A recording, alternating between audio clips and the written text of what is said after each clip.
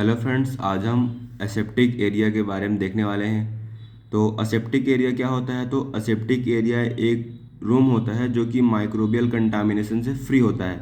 तो an aseptic area is a room having free from microbial contamination. तो aseptic area एक room है या फिर एक जगह है जो कि माइक्रोबियल कंटामिनेशन से फ्री होती है। मतलब वहाँ माइक्रोब्स का कंटामिनेशन, एयर बॉर्न पार्टिकल जो होते हैं वो नहीं होते हैं। वो जगह जो होती है माइक्रोब से फ्री रहती है। Aseptic technique is used to prevent the access of microbial and particulate contamination into ophthalmic and parenteral product। aseptic technique का यूज़ जो होता है वो हमारे पेरेंट्रल प्रोडक्ट और ऑप्थेल्मिक प्रोडक्ट को क्या करते हैं और पार्टिकुलेट की कंटामिनेशन से बचाने के लिए किया जाता है। मतलब असेप्टिक टेक्निक का यूज़ जो है वो ऑप्थेल्मिक और पेरेंट्रल प्रोडक्ट के पार्टिकुलेट कंटामिनेशन से बचाने के लिए किया जाता है। मतलब एसेप्टिक टेक्निक का यूज़ करके हम हमारे ऑप्थेल्मिक और पेरेंट्रल प्रोडक्ट को कंटामिनेट होने से बचा सकते हैं। Aseptic area is divided into 4 grades according to their operation. Aseptic area को 4 ग्रेड में डिवाइड किया गया है। तो फर्स्ट है grade A, the local zone of high risk operation. इस लोकल जोन पे क्या होता है? हाई रिस्क ऑपरेशन किए जाते हैं, जैसे filling and making, aseptic transfer, जैसे यहाँ मेडिसिन की फिलिंग और मेकिंग होती है। ग्रेड बी में क्या होता है? Helpful for grade A. Grade B जो होता है ग्रेड ए के लिए हेल्पफुल होता है। इसमें भी क्या होता है? वही प्रोसेस होता है फिलिंग का। और ग्रेड सी के बारे में देखते हैं तो preparation of sterilise solution to be filtered. Grade C में क्या होता है कि स्टेरलाइजेशन का मतलब सॉल्यूशन जो है उसका स्टेरलाइजेशन होता है। और ग्रेड डी में क्या होता है कि handling of components after washing. Washing के बाद क्या होता है? यहाँ कंपोनेंट्स की हैंडलिंग होती है, इसलिए यहाँ भी असेप्टिक एरिया की नीड होती है।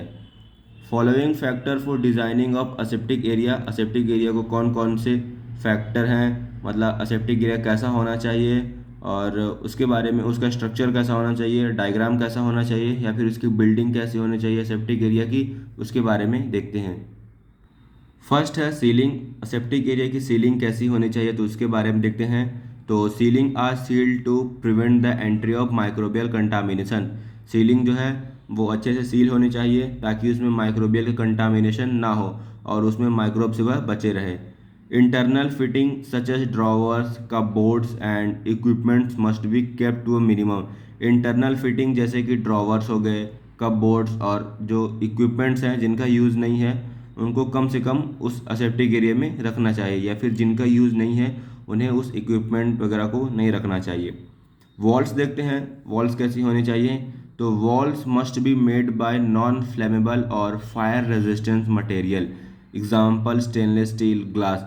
मतलब असेप्टिक एरिया की वॉल्स जो होती हैं नॉन फ्लेमेबल होनी चाहिए, मतलब अगर आग लगे तो आग बढ़े ना या फिर आग को बढ़ावा ना दें। और फायर रेजिस्टेंस मतलब अगर आग लगी भी है तो उस फायर को क्या कर लें? रेजिस्ट कर लें और उन वॉल में आग ना लगे। इस टाइप की वॉल्स का यूज़ करना चाहिए। इसके एग्जांपल हैं कौन कौन सी वॉल्स का यूज़ किया जा सकता है। तो स्टेनलेस स्टील हो गई और ग्लास की वॉल्स का भी यूज़ किया जा सकता है। All wall surface should be smooth, unbroken, free from any cracks to minimise.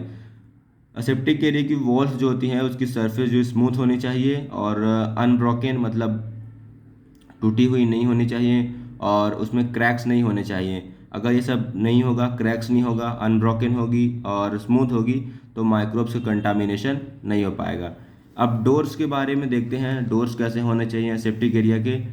तो in aseptic area all door should be air locked. Aseptic area में डोर्स जो होते हैं वो एयर लॉक्ड होने चाहिए और door should be well fitted by maintaining the positive pressure air flow.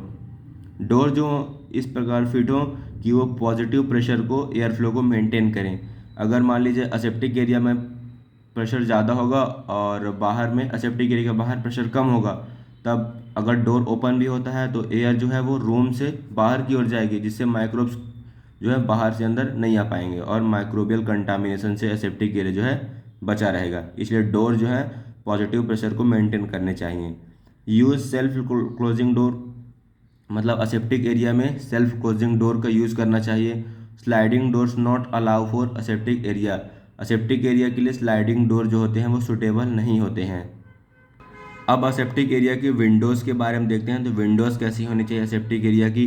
तो Windows should not be openable, मतलब असेप्टिक एरिया की विंडोज़ जो हैं वो ओपनेबल नहीं होनी चाहिए, ओपन नहीं होनी चाहिए।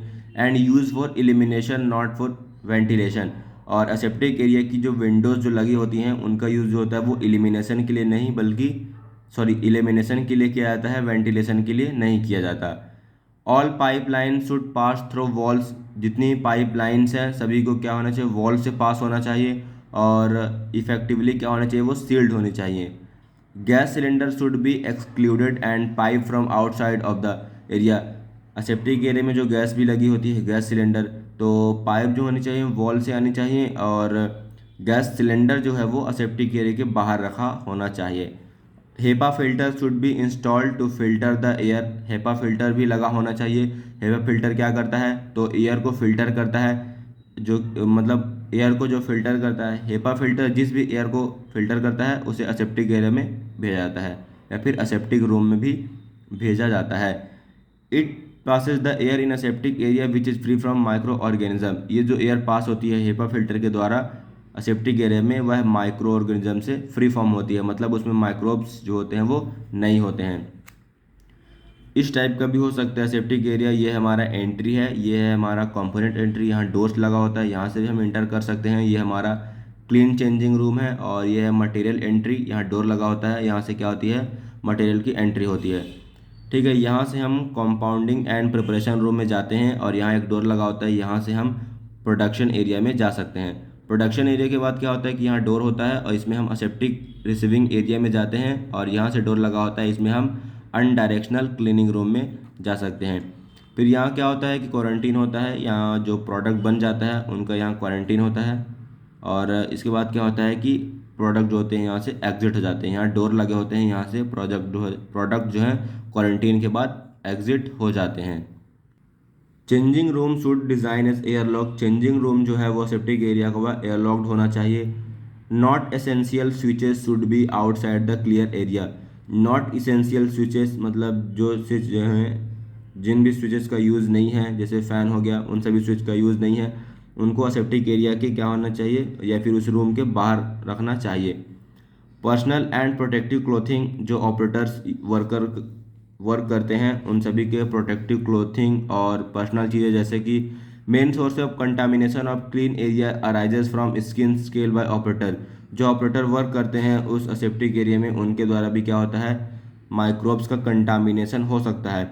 Workers work in aseptic rooms having good health, जो वर्कर जो है असेप्टिक रूम्स में वर्क करते हैं उनका हेल्थ जो होना चाहिए वो गुड होना चाहिए, और उन्हें कोई भी टाइप की किसी भी टाइप की डर्मेटोलॉजिकल कंडीशन नहीं होने चाहिए, मतलब डर्मेटोलॉजिकल कंडीशन से वो फ्री फ्रॉम होने चाहिए, उन्हें किसी भी टाइप की स्किन से रिलेटेड जो है वो डिसीज़ नहीं होनी चाहिए। All operator should be trend for GMP, सभी ऑपरेटर जो है वो जीएमपी मतलब गुड मैन्युफैक्चरिंग प्रोडक्शन के लिए ट्रेंड होनी चाहिए। और protective clothing should be sterile, उनके पास जो भी प्रोटेक्टिव क्लोथिंग होते हैं, रुमाल वगैरह जो भी क्लोथ्स होते हैं प्रोटेक्टिव क्लोथिंग, वो सभी स्टेराइल होने चाहिए। Thank you.